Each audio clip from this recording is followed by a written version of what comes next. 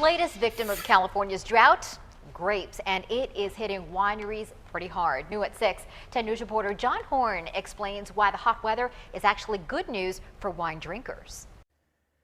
During the harvest, volunteers use these shears to cut the grapes off the vine. The good ones go into the bucket.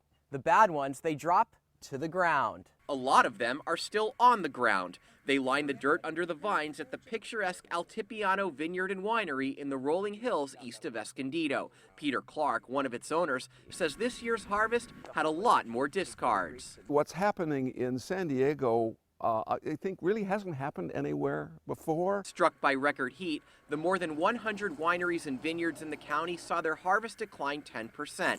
The harvest, or when grapes get picked, usually stretches from the end of the summer into the fall. But this year, it feels like summer still hasn't ended. It was very humid weather. And on top of that, we had this storm that happened not long before harvest. And that all led to rot and mildew. We had to be a little bit more careful about the grapes that we selected to actually make wine. Once picked and fermented, the wine ages for more than a year before it's bottled.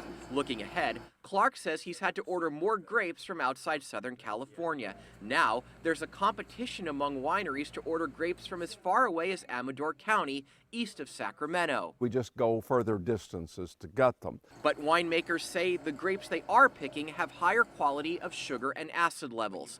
That's leading to better wine, even if there's less to go around in a year or two. In Escondido, John Horn, 10 News. And this is the second consecutive year that local wineries are reporting negative impacts from the drought. While the overall harvest is down, the Vintners Association says wineries are planting more crops that will eventually lead to more grapes.